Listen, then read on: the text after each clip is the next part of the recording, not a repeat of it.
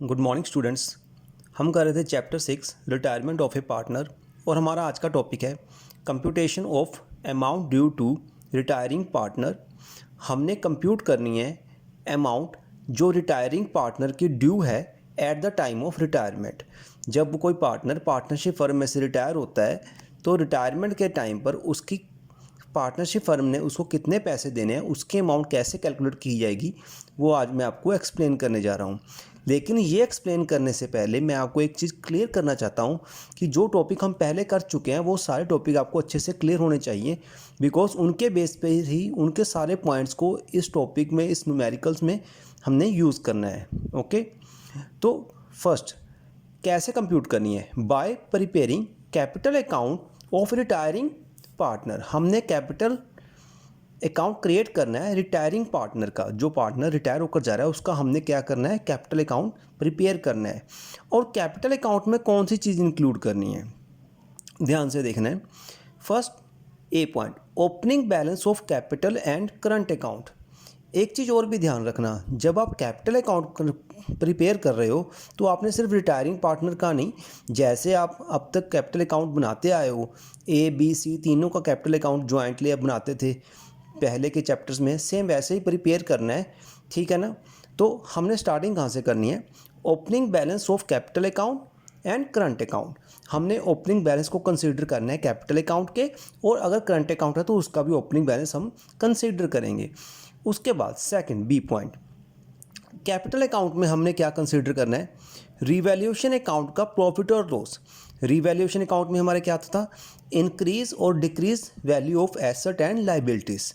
इन case provisions increase हुई हैं, assets increase हुई हैं, लाइबिलिटीज़ इंक्रीज और डिक्रीज हुई हैं, उन सबको हम रिवैल्यूएशन अकाउंट में क्रिएट करते थे, यूज़ करते थे। और after the end of the revaluation account हमारे पास फाइंड होता था प्रॉफिट और लॉस। प्रॉफिट और लॉस जो भी आएगा उसको हम पार्टनर्स में डिवाइड करते थे। तो शेयर, हमने शेयर लेना है रिवैल्यूएशन अकाउंट का प्रॉफिट और लॉस का। सेकंड चीज़, रिजर्व एक्यूमुलेटेड प्रॉफिट और लॉस। जो हमारे पास बैलेंस शीट में एक्सेस अमाउंट में रिजर्व या अनडिस्ट्रीब्यूटेड प्रॉफिट और लॉसेस पड़े हैं, उसमें से रिटायरिंग पार्टनर का क्या प्रॉफिट और लॉस है उसका शेयर कंसीडर किया जाएगा। Third, goodwill of firm. Firm की गुडविल क्या है? गुडविल के केस में हमने 2 पॉइंट किए थे, goodwill exist in the books और does not exist in the books. उन दोनों पॉइंट्स को कंसीडर कर कर उसका गुडविल का क्या शेयर का था उसको हमने कंसीडर करना है, और उसके शेयर को हमने उसके कैपिटल अकाउंट में ट्रांसफ़र करना है। Next, profit up to date of retirement. जिस डेट को पार्टनरशिप फर्म में से पार्टनर रिटायर होकर जा रहा है उस डेट तक का जितना भी प्रॉफिट होगा। इन केस कोई फर्म, हमारे अकाउंट शुरू होते हैं 1/4 से, पार्टनर रिटायर होकर जा रहा है 30/6 को, यानी कि 3 मंथ्स तो उसने पार्टनरशिप फर्म में काम किया है ना, तो 3 मंथ्स में 100% बिजनेस में कुछ ना कुछ प्रॉफिट हुआ होगा, तो उसके प्रॉफिट का, उस 3 मंथ के प्रॉफिट में जो भी शेयर है उसको हम उसके कैपिटल अकाउंट में ट्रांसफ़र करेंगे।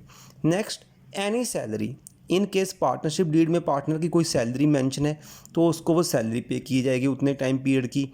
Interest on capital and drawings of retiring partner. Interest on capital जो उसको पे करना है वो पे किया जाएगा, ड्राइंग्स का जो उससे चार्ज करना है वो उससे चार्ज किया जाएगा, किससे? रिटायरिंग पार्टनर से। इन सब में हमने उसका क्या लेना है? शेयर कंसीडर करना है। Revaluation account, reserve and accumulated profit and losses, goodwill of the firm, profit up to date of retirement, any salary, interest on capital, drawings of retiring partner, हमने ये कंसीडर कर लेना है।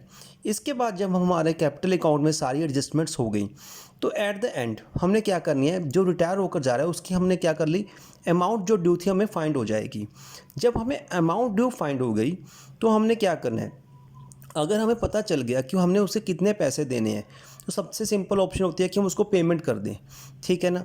लेकिन कंपलसरी नहीं है कि हमारे पास एट द टाइम ऑफ जो कोई पर्सन रिटायर होकर जा रहा है कि उतना लिक्विड कैश हो।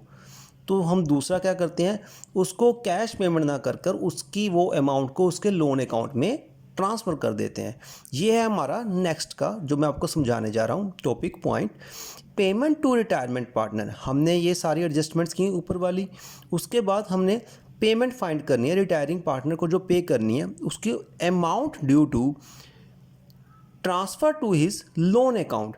जितनी अमाउंट ड्यू होगी रिटायरिंग पार्टनर की, जितनी ड्यू होगी अमाउंट रिटायरिंग पार्टनर की, उस सारी अमाउंट को हम ट्रांसफ़र करते हैं उस रिटायरिंग पार्टनर के लोन अकाउंट में।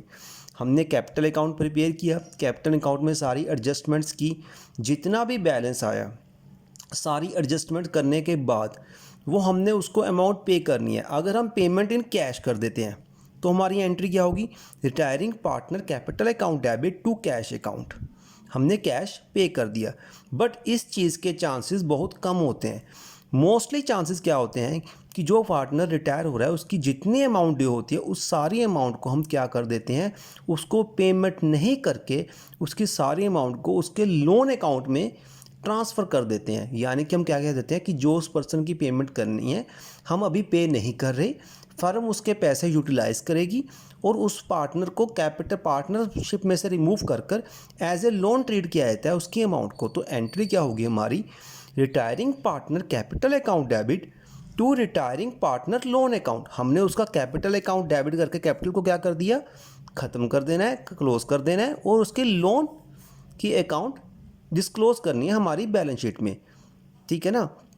यानी कि जब पेमेंट की बारी आएगी या तो हम कैश में पेमेंट कर सकते हैं, लेकिन अगर कैश मोस्टली चांसेस में कैश में पेमेंट नहीं की जाती तो हम क्या करते हैं, उसकी पेमेंट को उस पार्टनर की जो अमाउंट ड्यू है उसको हम क्या करते हैं, फर्म में यूज़ करते हैं एज ए लोन। तो जितनी अमाउंट ड्यू होगी उस सारी अमाउंट को हम ट्रांसफ़र करते हैं लोन अकाउंट में। तो जनरल एंट्री होती है retiring partner capital account debit to retiring partner loan account. ठीक है ना। ये होती हैं हमारी दो एंट्रीज।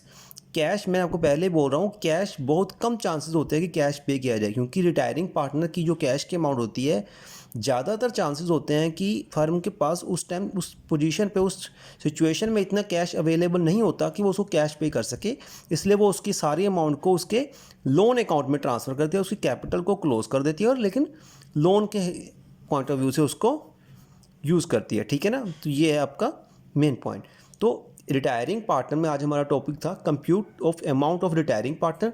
हमने उसकी अमाउंट को कैसे कंप्यूट करना है, कंप्यूट करने के लिए क्या बताया, कैपिटल अकाउंट प्रिपेयर कीजिए, ओपनिंग बैलेंस लीजिए, उसके जो भी रिवैल्यूएशन अकाउंट का प्रॉफिट और लॉस हो, रिजर्व का प्रॉफिट और लॉस हो, गुडविल का शेयर हो, profit up to date of retirement हो, any salary, interest on capital और ड्राइंग्स हो, उस सारी अमाउंट को उसके कैपिटल अमाउंट उसके कैपिटल अकाउंट में ट्रांसफ़र कीजिए।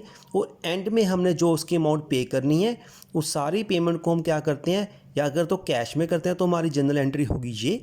इन केस हम कैश में नहीं करते, जो ज़्यादातर चांसेस होते हैं, तो हम उसकी अमाउंट को एज ए लोन अकाउंट में ट्रांसफ़र कर देते हैं। कौन से पार्टनर की, रिटायरिंग पार्टनर के लोन अकाउंट में। ठीक है ना। तो आप ये टॉपिक कंसिडर करिए, इसके बेस पर ही आपके आगे के सारे न्यूमेरिकल सोल्व होंगे। ठीक है ना। लेकिन इससे पहले इन सारी एडजस्टमेंट को अच्छे से ध्यान से समझ लीजिए और रिवीजन कर लीजिए एक बार इन टॉपिक्स की। ठीक है ना। थैंक यू बेटा।